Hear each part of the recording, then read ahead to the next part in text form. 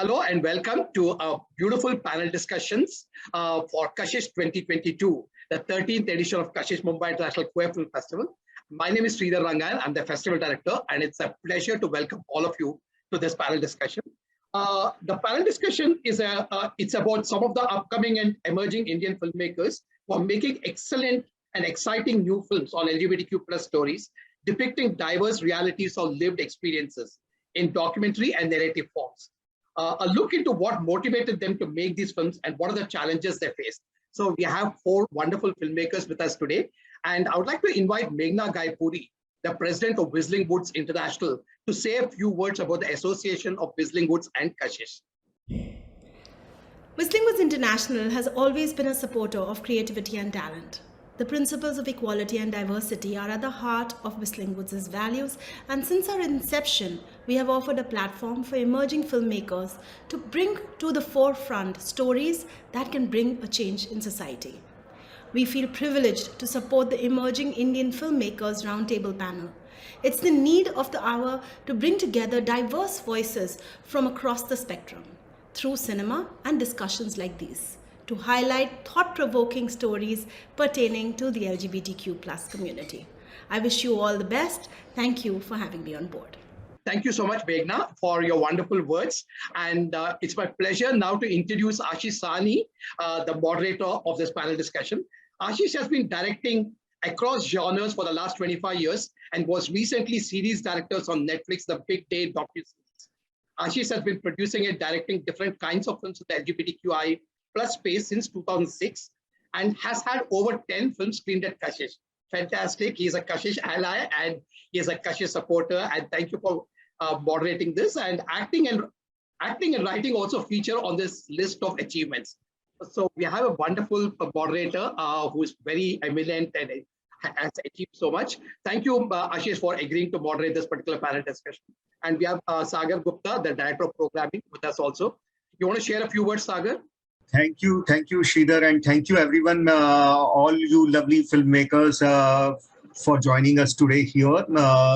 Yes, after being online for last 2 years during the lockdown, KASHISH returned to the its physical festival version this year, and there was of course that everyone was so really looking forward to be at KASHISH and to watch films together at Liberty Theatre and Alliance Française, and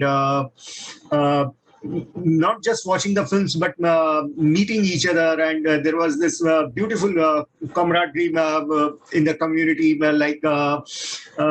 It's so overwhelming, and I'm just so happy. Though the festival has wrapped up earlier, in June, in the month of June, but we are still taking this conversation ahead and having this discussion today with the debutant and emerging filmmakers. So that's really so wonderful, and we just hope that conversation will keep going on, and we will have more and more beautiful Indian films coming out of the country to tell the story of Indian LGBTQ community to everyone.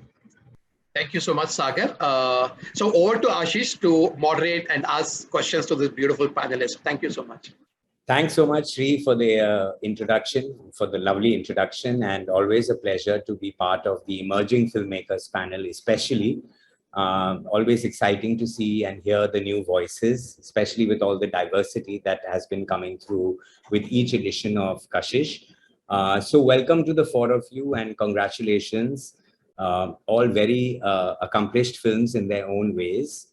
I'd like this to be as interactive as possible. So let's make it a discussion rather than a lecture. We are more interested in learning about your experiences, your challenges, how you have come to break through sometimes through mediums that are not your first medium. Some of you are artists, some of you are actors, coaches.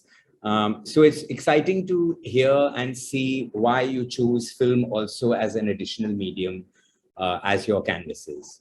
So to start off with, I'm guessing that some of you might have met each other, but We'd like to do a round of introductions so that everybody is sort of up to date and familiar with who each other is. I'd like to start with Soumya. If you could please introduce yourself, Soumyajit. Hi. My name is Soumyajit. I stay in Pune right now. I'm a student at the Film and Television Institute of India. I'm at the final year. And I hail from Durgapur in West Bengal. So, I mean, it's always, for the longest that I can remember, I have always wanted to make films. And not just that, I think anything that is to do with the energy that, all of us have when we are on set shooting anything, be it fiction, non-fiction. I really enjoy that.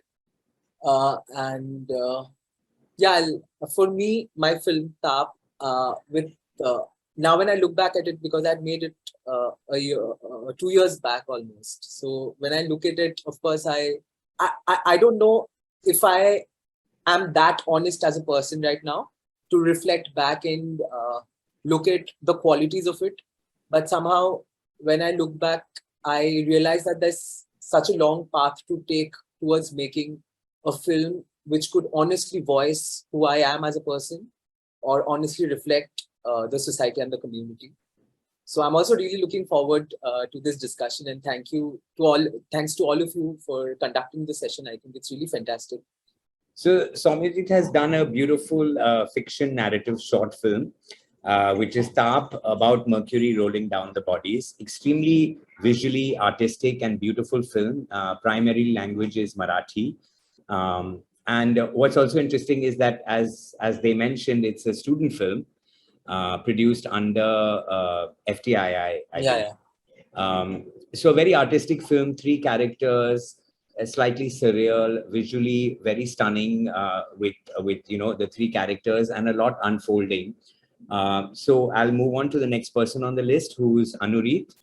Anureet, if you could please introduce yourself. Hello, hi. I'm Anureet. I'm a poet and a filmmaker. I don't know if I can call that myself yet, but I hope to be one day. And I'm so glad to be a part of this panel. So Kinara is the film I made. It was my debut film.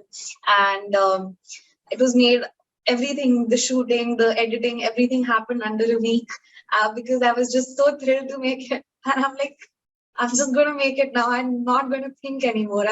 And so that's how I made it. I made it on my phone camera. I didn't have a tripod, so I used a PVC pipe as a tripod. And I went to my nanny's house and shot it in various corners of it. And I think KASHISH has been such a great platform, where it was the first film festival I ever attended, and it just gave me so much, insight into what goes into making a film, into the various narratives that come together to make, a seemingly singular product. And I'm just excited to make more films about queerness, about queer desire, about queer rage, about queer power, and also the realities which seem to have been forgotten. And yeah, so I think that's about it. So for those of you who are not familiar, Anureet's film Kinara, again, a narrative short, first time filmmaker, also a student film, I believe. Done under LS. Yeah, it wasn't done under LS. I was just a student when I made it. I was studying economics, actually. Right. So even more commendable that, a very high level of artistry in your film. It's a period film, actually, and again, beautifully told. Lots of close-ups and vignettes which somehow managed to weave this beautiful story of 2 women and their sort of doomed love, if I'm allowed to say that. Again, set during the partition, so interesting to see a young person doing a take on something of historical importance that happened quite a few years ago. Also interesting to ask why perhaps it was the partition and why you use that. Maybe we'll come to that later when we discuss how we start telling our stories. So the next person is Manash. Manash is actually the only person on the panel who's done a non-fiction documentary film, which is actually my niche. So go, Manash. Hi everyone, I am Manash. I am from Guwahati, Assam, from Northeast India, and basically I am a working journalist. And then I am then I am a filmmaker.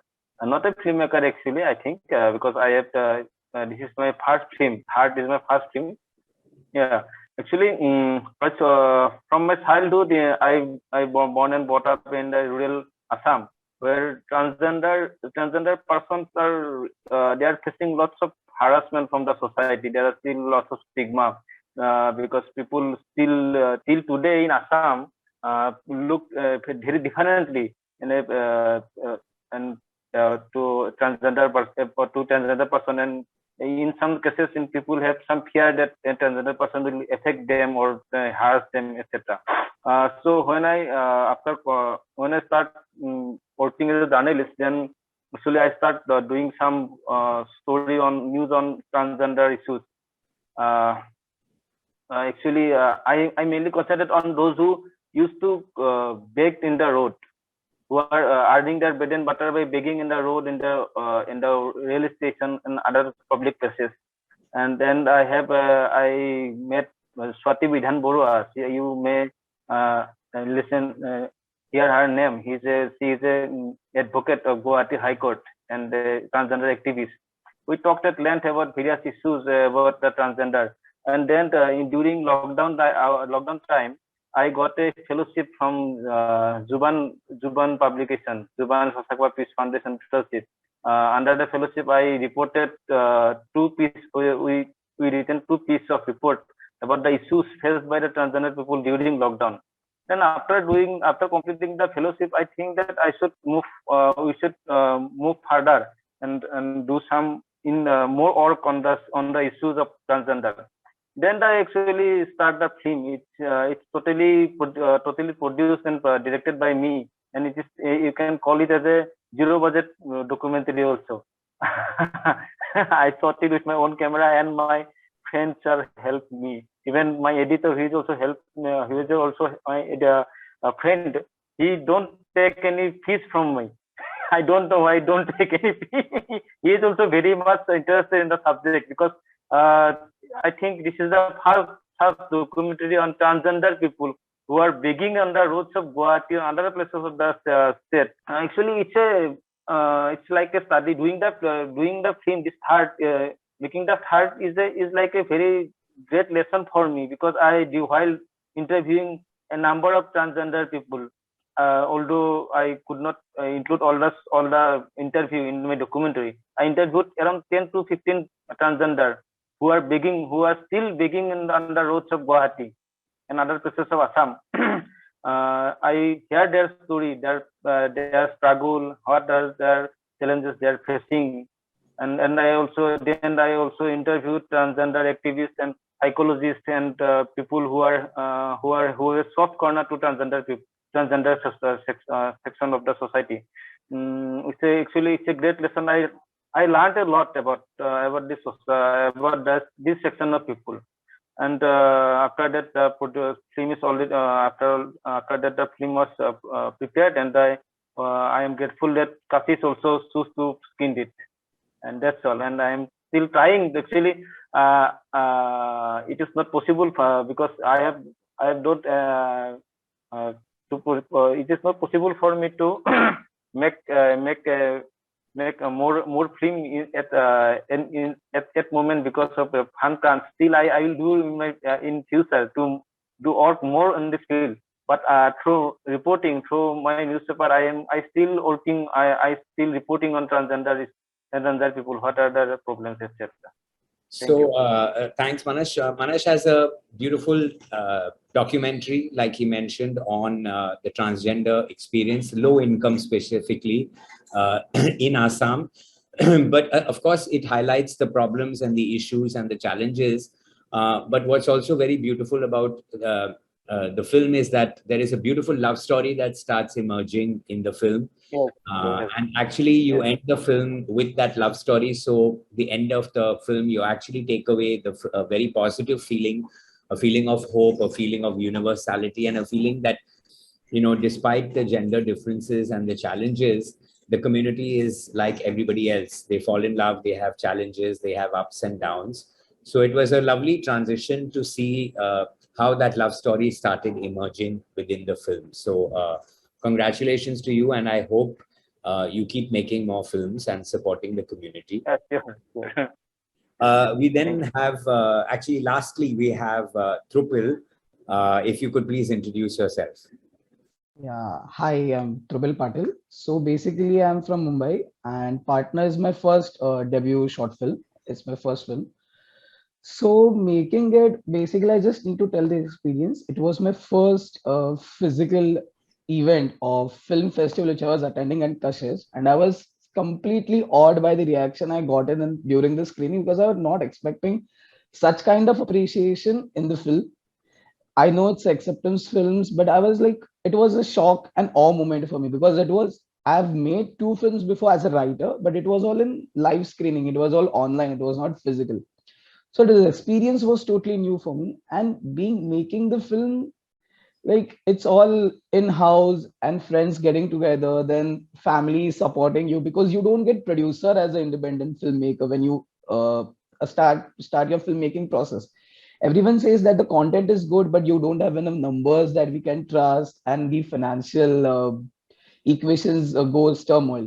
So shooting it in our own place, then taking your friends, then arranging for the camera, and the actress and the actors were so supportive that they literally just ask for the bare minimum so that they can work for the film because they just like the script and they trusted me. So yeah, it was like a very good experience as a first filmmaker. This film was. So Manash has a very interesting short, narrative fiction short, which is primarily around a mother and son love story. But there's a very interesting subversion that happens in the film. I wouldn't want to spoil it for you. But again, the film, like Manash's, it kind of flips in terms of its tone. And it goes from a feeling of negativity to a very positive and empowering feeling for the community. Also, interestingly done in the sense, I'm fascinated to hear that you did this in one day.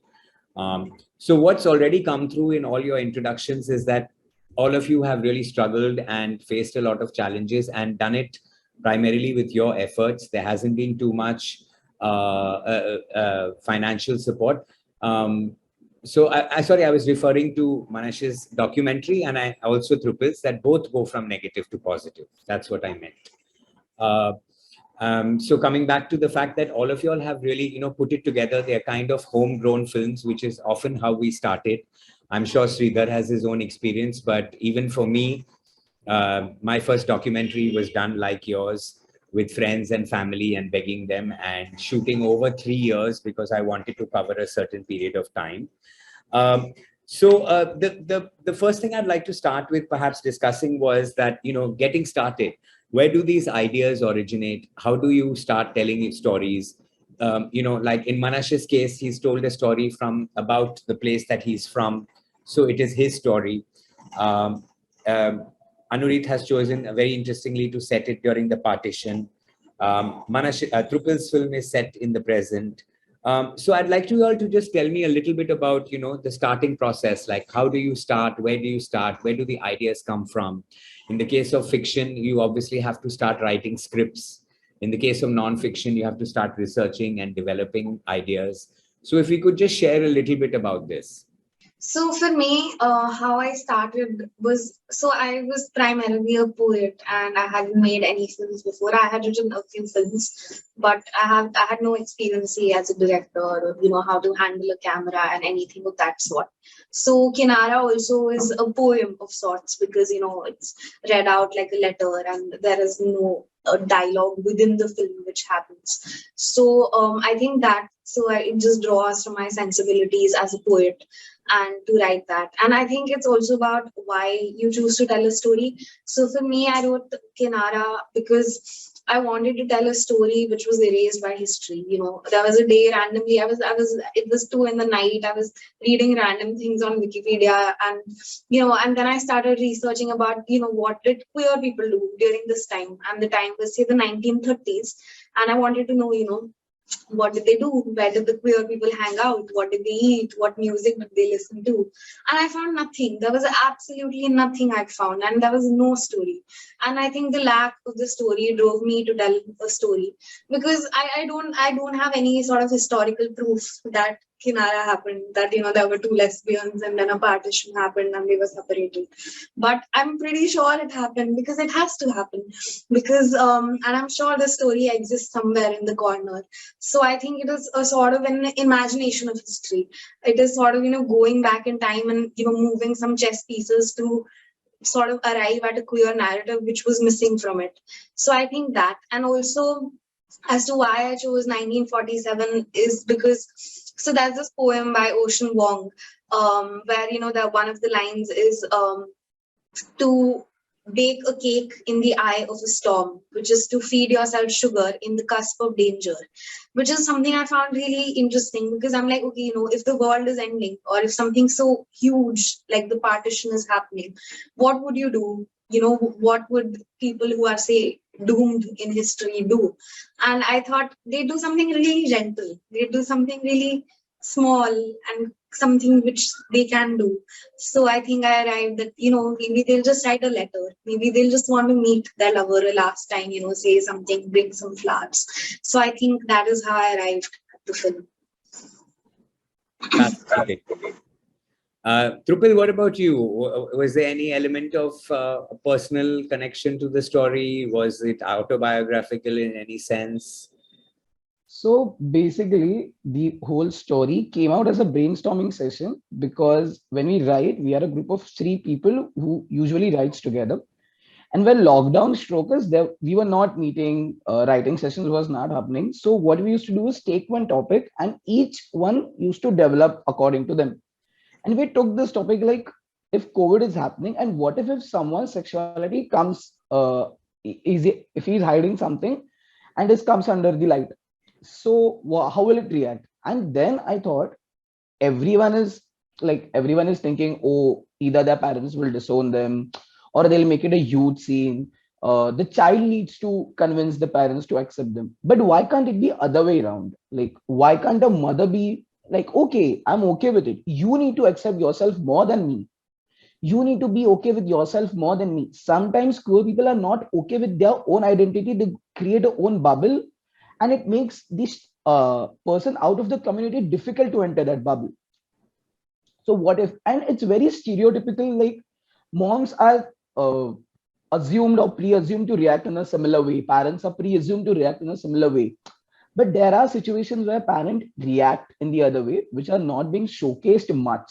Because when we were writing this stuff, we actually saw some coming out films. There are films where parents are more acceptance, but the majority of films, there is a scene where the parents are overreacting. We should not call it overreacting. According to them, they are reacting as they should. But the child is convincing, or any other factor is convincing them. There are very less cases where parents is like, okay, it's very normal. What next? Why are you making a scene out of it? So I was like, okay, let's make a very Marathi typical middle class mother. Just make her like this, but make her more understanding, make her more mature emotionally, that this won't change the relationship between a son and a mother, be whatever gender he belongs to and whatever sexuality he belongs to. It won't change our dynamics. It won't change their dynamics. That was the sole concern. And secondly, this is my genuine observation. Many a times when I see a story, any filmmaker or the narrator takes a special effort to show the queer character as a queer character, or they show the gay couple as a gay couple. Just show it normal.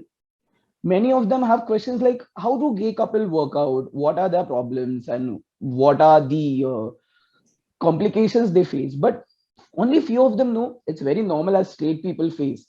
Means this conversation can happen in a straight person also and in a homosexual person also. Like I have told my parents, when are you gonna tell your parents? It's a very normal conversation in any couple. So be it a heterosexual couple or be it a homosexual couple, until unless we approach it as normal, it will be created as a taboo. Sometimes the approach matters. So that was the main germ. Like let's just approach it with a normal way rather than creating a scene or creating a big issue around it or creating a big topic around it. So I think, it's interesting for us who've been watching Kashish for 13 years. We can see that change coming through, that possibly the films that we looked at 13 years ago, the reaction of any character coming out was always usually met with a negative response, particularly within a family. So you can see how now sociologically, you all are starting as young filmmakers, you all are actually mapping a current contemporary voice. So that's interesting. Soumyajit, what about you? What was the genesis of your film and the thought process? Before I start, I would really like to, I think it's commendable the way the other three people on the panel, you guys have made your film, because I'm at the shelter of an institute and it's a privilege to make a film. I'll be very honest with the kind of production that I get. So when you're mentioning that you're shooting it with your phone, with a PVC pipe as a tripod, I think it's fascinating, because the number of times I've tried to make a film outside, I have realized how difficult it is. And so in that way, I think I have immense amount of respect for all the three of you for having broken that barrier and gone out and made the films independently. So yeah, to answer what you're asking, Ashish, I think I tend to write films through space and character. So for me, the protagonist in the film, Shantanu, who's a friend who I've known for some time, I knew that I wanted to do something with him at the center of it, right? And the space was something I was very interested in, because I was looking at how bathhouses have operated across history in India, right?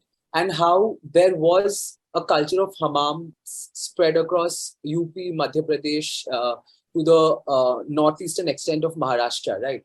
And so I was looking at one particular hammam which was broken down during the British rule. This is someplace in Madhya Pradesh. And I thought of recreating that space because I'm particularly interested in bodyscapes in general. So I thought, what could be a more intimate space than a hammam, where people are extremely bare, they're naked to a certain extent, and modernize it, of course, in a way where, of course, because I can't show a hammam at the current time because it doesn't exist.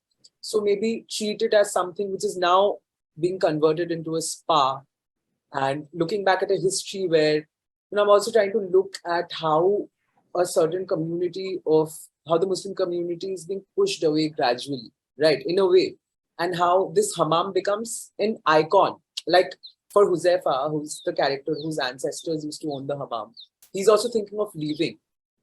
And we all have this desire, we all hope big, right? We all think that, this is just a step we are taking for a larger leap.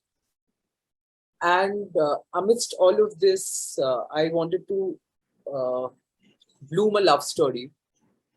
And because I'm a cynic, I was a cynic at that point of time, so I didn't think of ending it on a happier note. So that's about Shantanu and Huzaifah. And for the female masseuse, Avni, I was looking at her as somebody who's a spirit of the space. She's almost looming over the space like she's a spirit from her trauma, and how she's reflecting it on Shantanu. Right. So yeah. Manash, what about you? How did you develop an interest? Why did you decide to make a film on the transgender experience? Yes. I presume it's something that's very far away from your life. Yes. So how did you develop this interest, and why did you decide to choose this subject? Yes, sure. First of all, I must have to say that before joining the journalism career, I don't have much knowledge about the transgender or any LGBTQ community, about the community. After pursuing master's in mass communication, then I joined journalism, working active journalism, and the film is the outcome of doing reporting on, especially in transgender community of Guwahati and Assam for around 1 year. After doing reporting on issues of transgender for 1 year, the idea of the film came to my mind. But what made sorry to interrupt, but what made you choose to report on the transgender community?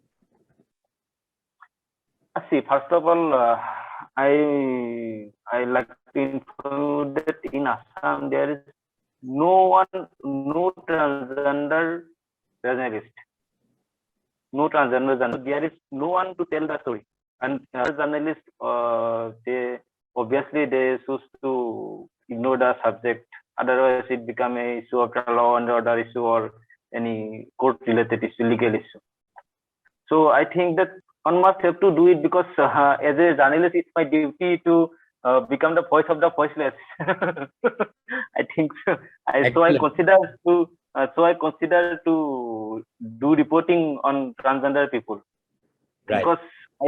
because I see that they are very much deprived. They are living in a very pathetic condition. They are a large section of them are very poor, and even they are still deprived from other government scheme, from the benefits of different government schemes. That's all. And even during NRC, while the NRC update process is going on, they face lots of problems in Assam in proving the citizenship, although they are born and brought up in this country. That's another matter. So after doing reporting on the issues of transgender for around more than 1 year actually, the idea of doing a documentary on the subject came to my mind. I think that it will be more actually I working in a language newspaper, vernacular newspaper, it's a local newspaper. So I think that I want to tell the story of transgender people of Assam to the entire world. So visual medium is the best medium to tell the story and to reach the entire world, entire community across the world. So the idea of the documentary come to my mind, and then at a very earlier point, I had decided to portray, discuss, and analyze all the points that has been mentioned about in the Assam state transgender policy, about what are the issues transgender people are facing. But during the course of the making of the film, I have made a lot of sense, and then actually it's totally unplanned actually. This is my debut film, and so I first start taking interview. Even I do some interview with hidden camera also. Well, because the people who are begging, transgender people who are begging in the road, they are not, in most cases, they are not ready to give any interview. They don't feel comfortable because they always had a prejudice or had a fear for the other people. Right. So I use hidden camera too. I don't know whether it's ethical or unethical, but I ask them why you are begging. You must have seen in the first scene of the film is begin with. I asked the transgender people who are begging in the street, why are you begging? Because you are fit like me and you can do another thing too. I ask such questions in every interview, and during interview actually the entire script came out automatically. Then based on the interview and based on the topic, the interviewer interviews the topics arises during the course of interview. Based on the topics, I prepare the sequence of the film, and then ultimately the film was completed. Right. So that's where we start. We start with ideas, we start with stories, we start with something that we want to say. The next challenge, of course, is that saying it on film requires money. So you need budgets, you need support, you need some kind of financial support. And I think in your case, all your cases, it's amazing to see that even Soumyajit, even though you said that you had FTII supporting you, it still takes a certain step forward to get budget. So that is something that's interesting, because in today's day and age, you can use crowdfunding, you can apply for self-funding. So did any of you use these routes to get budgets for your film? And can you tell me a little bit about your experiences, that how did you manage to put together budgets for film? I understand that in today's day and age, making a digital film is obviously easier than it was in our time of making films on 35mm and 16mm, which were, you could not make your own film because it was just financially not possible. But today, like for example, Anureet, shot their film on a phone camera. So how did you all get support, and how do you raise money? Because after all, the bottom line is something that's very important and affects all of us as filmmakers. I would love to make amazing big scale Sanjay Leela Bhansali type films, but where do I get the money to do that kind of thing? So can you all tell me a little bit about how you use and how you look for funding? Yeah, basically, like it will be a year in this 20th July also when I completed the entire film, and I wrote the film, like the final draft was done in November 2020. So everyone, when the film was shot and it was released on YouTube, everyone was asking like how you managed to cast the actress, because she's a leading actress in Marathi film industry. I was like, that was not the main problem for me, because she said okay in one go. The main problem was getting the budget together, because I was pitching various short film producers and production houses in all over Mumbai in the Andheri area. The reviews I was getting was, yeah, the story is very nice, but you don't have the numbers. How you can return the money? We can't trust your vision. And I was waiting till February. And fortunately, my cousin, apparently, he told me, he gave me a deadline of Jan and Feb. Like, if you couldn't make it Jan and Feb, I'll fund you. You let me know how much you need. I'll fund you, and then we'll go ahead. That's how it became. But fortunately, I have a brother. But those who families are not there, that then it's a big task, because we need some kind of organization who trust these young and independent filmmakers and just give it a shot once, because sometimes or many of them think producers only means that they should give budget, but it's not limited to the budget. The producer also thinks where the film will get distributed, how it will get distributed, how it will be presented to the entire medium, on which platform it will be presented. The producer does this kind of lot of works. It's not just limited to the budget. And sometimes, yeah, like I've got many reviews like, no, I've invested so much and so much in this short film, and I've not got the return. The writer told me so, like the script was good, but it didn't turn out well. But then, as a producer, you also have to have basic knowledge of films, where you should invest your money, when you should not invest your money, because of that, some good films might get compromised, some good project might get compromised, and they might end up not being on floor. They might end up not like letting the story being told. Many of the scripts just remain on paper. They doesn't go on floor just because of reason of budget, and they don't get a proper financial producer. So yeah, fortunately, things went well when my brother came in the picture. Right. I think what you bring up is very interesting, because I don't know, with your first film, I don't know how you can promise any producer a return on their budget. Exactly. Especially in the zone of short films and in the zone of experimental films and documentaries as well. Of course, today, thankfully, there are OTT platforms that actually have channels exclusively for short films. And you could be lucky that your film could be selected by an OTT platform and it could screen perhaps, and you could recover a good amount of money of your making of your film. But I think all of us have gone through that challenge like Trupil, that there's no way you're going to make the money back. So if you're looking to earn the money back and make profit as a producer, it's virtually a very difficult task. What do you all think? What do you feel about this? I just need to add one point. It was a funny situation. I met a producer and he was like, how are you gonna encash it? I initially told him I will circuit in various film festival. He's like, no, then I might not invest it, because film festival doesn't give you much return. And then when I asked, I'm planning to put it on OTT or some renowned YouTube channel, then he sounded more interested. Okay, you're planning on an OTT, then we can have a talk. I was like, but there is a reason we circuit it or distribute in the festival circuit, because the film needs validation, because we are independent filmmakers. No one will take our film just because it's made by so and so. You need some sort of validation from the festivals itself. So right. Yeah. Manash, how did you put together your budget? Actually, I have already told you that during the lockdown hours. Hello. Yeah, through the journalistic support that you got, the 2 articles. Yes, yes. I got a fellowship from Juvan Sasakwa Peace Foundation, and they gave me 30,000 rupees, and from the amount I saved around 20,000, and that 20,000 actually helped me a lot.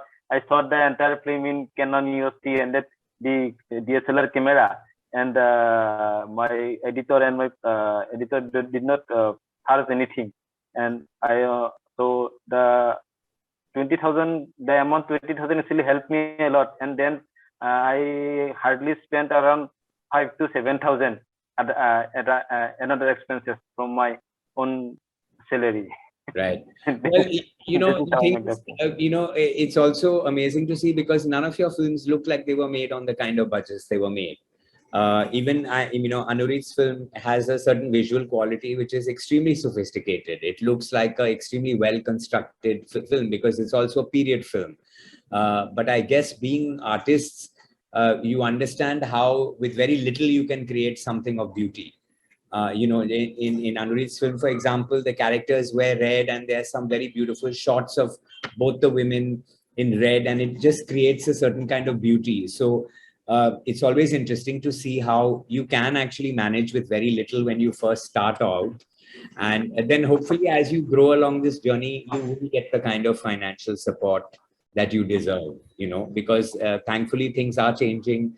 There is a demand today for stories of diversity. They want stories of young people, fiction, non-fiction, experimental. So, we're all in a good place now compared to earlier. Okay, so once you get your, sorry, does anybody want to ask something? Yeah, I think it's like when you're making your first film, you're just so encouraged by just the experience, just so driven. So all this budget thing you don't even think of. Like when I was making a film, I didn't spend any money. I acted in it myself because I'm like, I'll do it for free.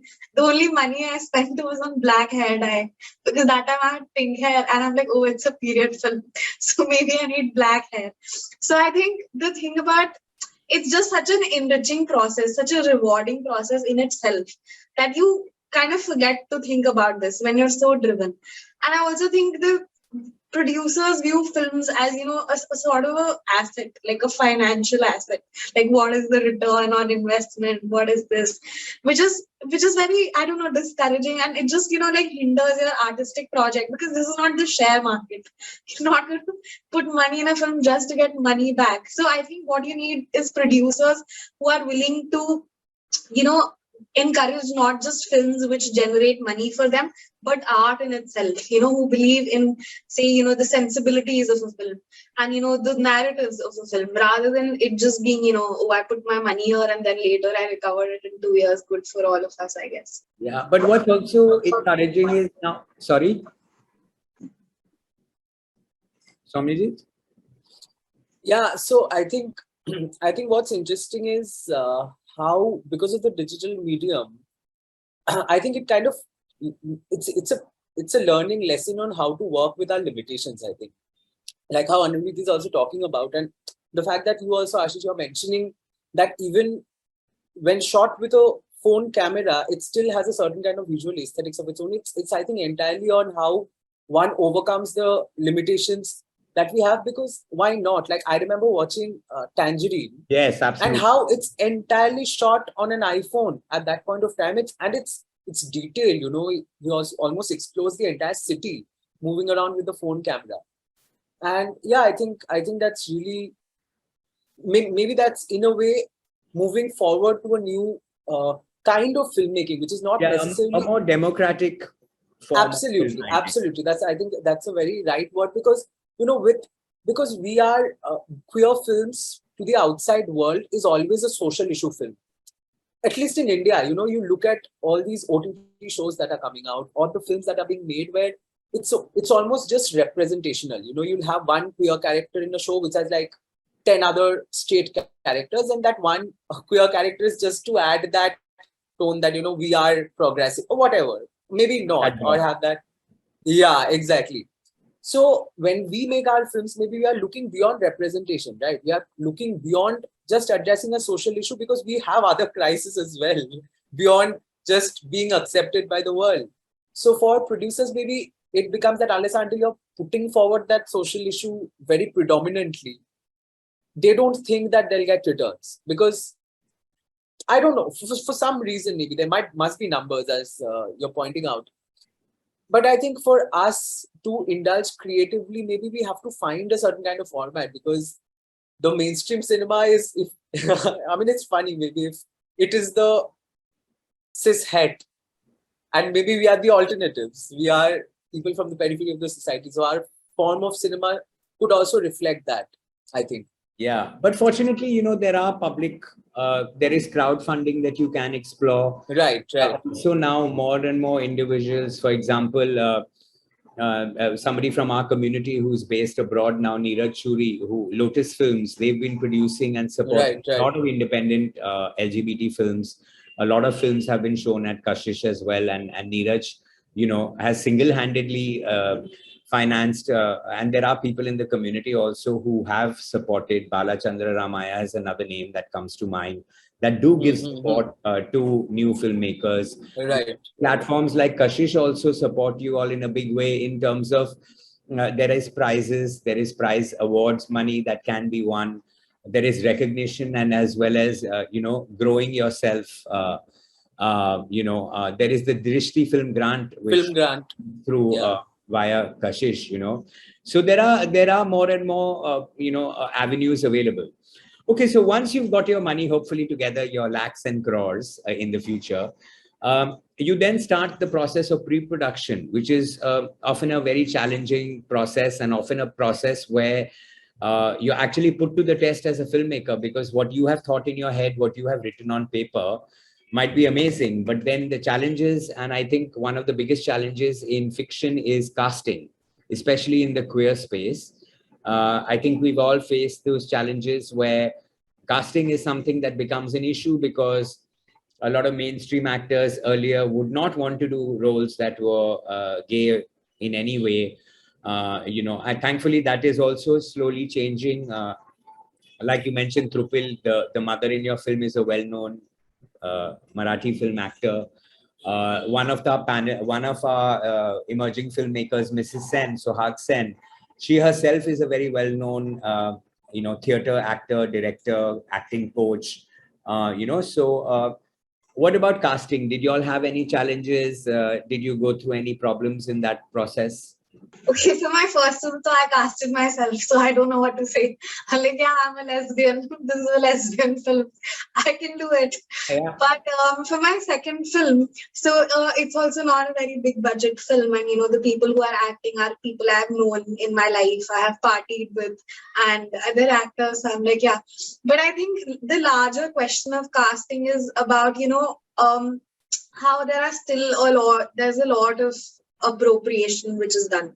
Like you see films like 𝙁𝙨𝑚𝑖 Bai, like narratively it is flawed, but also, you know, just the fact we have a cis man playing a trans woman, it's just, I think it's, you know, it becomes about how, you know, you are queer, but you know, even the stories, even how many queer actors do we know in mainstream, whatever, OTT, Bollywood, everything. So it's like they want, and I think this also extends not just from casting, but also to the back end. If you talk about writers and directors, you know, how many queer writers and directors are in these big OTTs and these big budget movies which are shown in theaters. So it is as if that people are now saying that, acha, theek hai, we'll show queer stories, but without letting queer people in the process. So they want to have a gay police officer, or there was some show, I forgot the name, or like whatever, but they do not want queer people to be a part of the process. It's as if they said, we've understood, you've been screaming for so many years, we've understood, we can take it from here. You can go and watch this film and feel happy about it later or something. So I think that is a huge problem. Yeah, I think you bring up something very interesting and challenging, which is going on currently, which is, you know, the casting of trans characters, especially because the community feels that, you know, how could you cast cisgender actors, which is very true. But I also have friends who are, you know, well-known producers and directors who say, well, we also want somebody who has talent. Just being trans does not necessarily equate to the talent that we need. So it is a double-edged sword. It is something where, you know. But don't you think, like, See, even talent is manufactured in a lot of ways. Like, for instance, if we have, like, you look at how star kids come, they know, it's also about nepotism. They've known all this acting for, I don't know, 15 years of their life.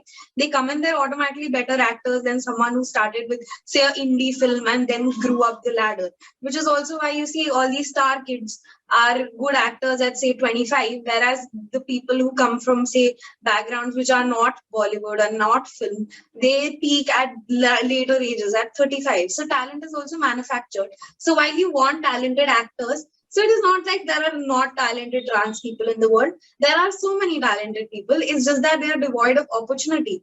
And also, I feel like if people care so much about telling trans stories, you should also be willing to invest in trans people.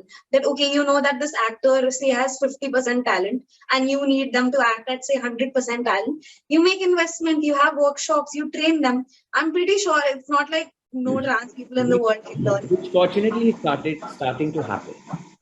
Fortunately, you are seeing now trans characters, especially abroad, and now more in India. And I can't mention it, but I do know a well-known web series which is going to be featuring a trans actor as a trans character, and I think that is happening more and more. So, things are changing, and the more filmmakers join in raising their voices and raising these issues, the more these conversations are going to become part of our daily, commonplace in that sense. Yeah, I just wanted to mention that for me personally, I have always been for the idea of casting queer actors for queer parts.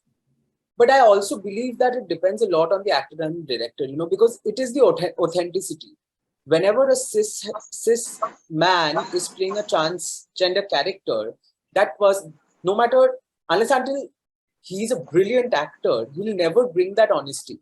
Or maybe under a fantastic director who himself or herself or themselves, they understand the authenticity of the character to move away from the cliches and do something which is absolutely honest. Maybe a cis actor could also pull off a part equally well. I think everything boils down to authenticity and not mimicry, right? For that matter. There's also a debate about, should queer scripts only be done by queer directors, or is there a sort of, I don't know, is there a copyright on the fact that if a script or a subject is queer, then it has to be done by the queer community? There are people in the community that are fighting for this and saying that, well, if it's a queer script and you want to empower the queer community, you need to give it to queer technicians. I think, Manash, if you don't mind me singling you out, I don't think you're from the queer community, but he has made a film which is a very strong film about a transgender experience, which is something that's far away from his own personal experience. Whereas perhaps the rest of you have told films that relate to your own experience, like Anureet's, in a certain way. Okay, so once your film is ready, once you've shot your film, once you've done your post-production and all, we then come to, I think, the last stage, which is actually the most important stage in some ways, is you make a film, you want it to be seen. How do you get it out there? What mediums do you use? Do you use marketing, social media? Your generation is a totally new generation. So it would be interesting for you all to tell us how you all have used and how you all have managed. Of course, the very fact that your films have been chosen by KASHISH and are showing at KASHISH is testament to the fact that the process of getting your film out there has already begun. I don't know. I don't know the history of each individual film. Some of you have shown at other festivals, made other films, but any thoughts or any conversation about the last and perhaps most important stage, that once you make the film, you also don't want to just sit on the film and watch it yourself. You want it to be out there. You want people to see it. You want people to hear your story. So how have you all negotiated this? So for me, I put my film on Instagram. I didn't care how it goes into the world. I just wanted it to go in the world. So the moment it was done, I just posted it on Instagram. And then, people started telling me that you should send it to film festivals. So I'm like, okay, I actually just kept doing whatever people told me to do. So I sent it to film festivals. But now that, I have more information about, how this world works, I think film festivals are a very, very encouraging thing, especially as a filmmaker, because the audiences are there to watch films. And also, on the downside of it, they're also there to critique films, which helps you to grow as a director or a writer. But it also gives you a lot of, it makes you understand what works. However, I think there is a major issue of accessibility, because when you make a film, you want it to be universal, and also universal in the way that anyone can see it. So film festivals still have a barricade problem, that a certain type of people go to film festivals, and the audiences also are a certain type, right? So if I'm sending my film to Kashish and it is showing at Kashish, I know that the people who are going to come there are going to be queer people or allies in a lot of ways, and they're already sort of familiar with this issue. So it does not really extend the conversation to a larger audience. So I think that is a problem, and that is where, so ultimately I think everyone would want their film to be shown in a theater, and to be at say a PVR and ticketed or whatever. And I also think, but then again, the larger masses are not at the PVRs. So and there are very few films which actually say go down to every village, country, city in the country. So it's just scary. I think it just becomes such a big problem to take on your own. Like there is a thought, I think, that is that, oh, if you send your film to a festival, then you're not going to recover your money immediately. Whereas if you can sell it commercially, you will get much more money. So there is again that commerce and art. You as a filmmaker want 100,000 people to see it, but your producer and maybe the business person in you is saying that, okay, I need to be very careful about what, how, and where I release my film. My film, when I made it, was put onto YouTube by somebody else, and I actually had to get them to remove it, saying that, listen, my film has just begun the journey, so it's not fair because this is piracy, what you're doing. I think now social media has again leveled that playing field a little bit, because you can use various channels, Instagram, Facebook, to publicize your films, to get it out there as much as possible. So that's also interesting. I think last, at the end of the process, is your audience. So this is something that Anureet has already touched on right now, is that yes, sending it to Kashish, there is a particular audience of educated allies. So you're going to get a certain kind of response. Do you push your queer film into mainstream spaces as well? How have you all negotiated that? Particularly you, Soumyajit, if you don't mind me singling you out, because of all the films, yours is perhaps the most experimental and not mass friendly in a sense. Manash is a documentary which, like he said, he wanted the world to know his story, the transgender story. Trupil's is again a film that is in a very comfortable space in terms of it's a family home, it's a mother and a son, which is universal. It could be happening in Taiwan, it could be happening in Timbuktu. Anureet, and your films are a little different in that sense. So do you all, like Anureet said, you also get critiqued by audiences. So have you all had to face any backlashes, or is there any worry that comes from you for showing queer films in a mainstream space? I think it's rather being the other way around. It's always been that it is a film which is voicing a story which is coming from the periphery of the society. Having said that, that is in terms of the story and the content of the film. But what majorly defines arts, like for me, it is majorly the form that defines. Like, what is the form that I'm telling the story? Because festivals, of course, festivals have a certain kind of films they are going to take. Beyond the content, they need a certain kind of aesthetics that their festival caters, which varies from festival to festival, which is why they would take your film. But I think at some point of time, for me personally, because as of now, I really don't know if I really want to work in the mainstream or I want to independently keep on pursuing making films. So for me, my audience has always been very, I know for a fact that not more than 300, 500 or 1,000 people are going to watch a film that I do. And out of those 1,000 people, if even 200 people like it, I think I look at that as an achievement. I feel that, I have done something that at least 200 people out of the 1,000 people I thought would watch it have liked it. And maybe that is how I make my peace thinking of it.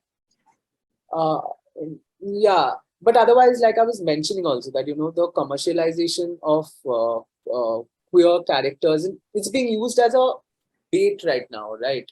Film is just a trope. Sorry, not a bait. It's a trope right now. I don't know if that is the way out, right? To market, maybe one thing I really agree that representation definitely takes the battle forward in acceptance, especially in a country like India, where Rajkumar Rao, who's such a leading star, is playing a queer character. That definitely takes our journey a lot ahead, because it reaches to an everyday audience who are not as sensitive or not as aware. Right. Maybe. But I think we have to all individually, because all of us are just starting off, we have to all individually decide that what the audience of our film is going to be. Maybe we desire to have a national and international mainstream audience, or maybe we are happy showing our film to small cafes across the country, or whatever, or festivals, or just keep it as a personal note. And I guess each film will mark a different stage in your lives. Absolutely. The more films you do, the more the journey will keep changing and hopefully evolving. All right. So great. Anureet, I just want to end, because we talked about this at the beginning, but just out of interest, your film ends with a shot of the short story 𝐿𝐼𝐼𝐼𝐼𝐼𝐼. Why is that? So I think it's sort of an ode to the book 𝐿𝐼𝐼𝐼𝐼, because 𝐿𝐼𝐼𝐼 was a revolutionary story, and it was banned, it was fought for, it was fought against. So I think it is sort of an ode to this queer story which came way ahead of its time. And I just imagine, in this clashing of worlds, where I have invented history, and then history already exists, which is 𝐿𝐼𝐼. So it was sort of an ode to the story. Which actually was written in 1942. Yeah, it was written in 42. Just a little show-off moment, which connects to Soumyajit's wonderful outfit from Ismat Stores. The writer of 𝐿𝐼𝐼𝐼 is Ismat Chugtai, who actually is my nani. So I jumped up with joy when I saw the film, when I saw your film, and I was like, this is wonderful. So just a little personal show-off over there. So I think we're done. I think it's been really interesting and wonderful to talk to you. I wish more of the filmmakers could have joined in. It would have been interesting to hear their voices as well. I'm going to hand back to Sridhar. Sridhar, is there anything you would like to add? Is there anything you'd like to close with? I just want to ask about Trupil's film. I mean, how is the response has been? Apart from KASHISH, of course, you already put it on YouTube. I think so. What is the comments? How is it been the reaction for your film? So actually, the reactions are very nice. Like the comments are filled with appreciation. I'm getting lots of Insta DMs also. Okay, I'm gonna show this to my parents. Like, how should they react? Or this video will help my friend to come out to his family or to their family. And I'm like, if this video or if this short films makes one parents understand like what is it to be a supportive parent or to be a supporting ally, I've achieved what I want to. Just one parent, I've achieved what I want to. Because when I chat, I forgot to mention this. When I had a word with the actress, Chinmay Sumit, I called her Chinmay. She's a strong ally of the community. And I was expecting that she will discuss few about the script, how it should go. But she's like, the script is okay. She was discussing with me the topics, the experience which she had regarding the same thing. Because I particularly kept as the single mother topic, because when it's a single mother, the pressure on the child is more to get married and to be stable. Because according to the mothers, marriage is equal to stability. Getting a wife and a children is equal to stability. So we discuss about the topic more, and the reviews are like pretty much awesome. It's very much accepting. Even the people from the elder generation, like our generation, we know people are accepting, people are getting to know this fact, but people from the elder generation are also like, yeah, it's something very logical. It's not very dramatical. We need to accept this, and it's very thoughtful. And I appreciate that they are trying to understand this topic and this side of the society which have been neglected by, I don't know, for many years for now. So the response is very good, and I'm very much grateful and thankful for that. Great. So much. Yeah. Just one last question to Manash. Have you been able to show the film to the transgender community in Guwahati? What has been the reaction? Actually, till that I have not arranged any screening of the film, in any public screening of the film in the Guwahati, and I am thinking to screen the film if any in any film festival which will be held in recent times. Personally, till that I have not arranged any public screening. So thank you for that. Basically, I'm going to connect you to the organization in Assam who are working with transgender rights, and you can maybe find a screening spot with them for sure. So thanks to each one of you for sharing your films and being part of this panel discussion.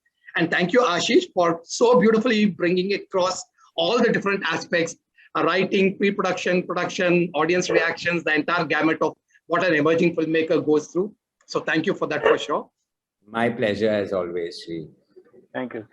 And Kashish has been basically fortunate enough to tie up with MX Player, and we have put out almost 23 short films on MX Player, free to watch by everybody around. And also we've been collaborating with Disney Hotstar also to put up some of the LGBTQ content on their OTT platform. So there's hope. But of course, we need to be wary of pink washing. That's something we have been discussing, all of us. So we need to be wary of that. We need to have proper representation of queer narratives in mainstream or independent film space versus. But it's happening, the change is happening. I've seen changes through my lifetime. I'm 60 years now, so I'm really happy to have seen this change happen. And you youngsters are going to take it ahead for sure. So thank you so much for this conversation. And I really appreciate all of you taking time off. And I really want to thank Whistling-Wood International for supporting this panel discussion and making it happen. And see you all very soon in the next edition of Kashish with your next films. I hope you continue to make beautiful LGBTQ films. Whether LGBTQ or not, please continue to make films, of course, and have queer actors, queer writers, queer directors to work with you. For sure, that's really important to give. So that's one of the things I really feel that like we do not have to appropriate the entire space. We need to be given a space at the table. That's all we are asking for. The queer artists are asking for a space at the table. That's all we are asking for. Of course, allies should tell the stories too, but we should also be given the equal chance to tell our stories. So thank you all for sharing this, and bye-bye.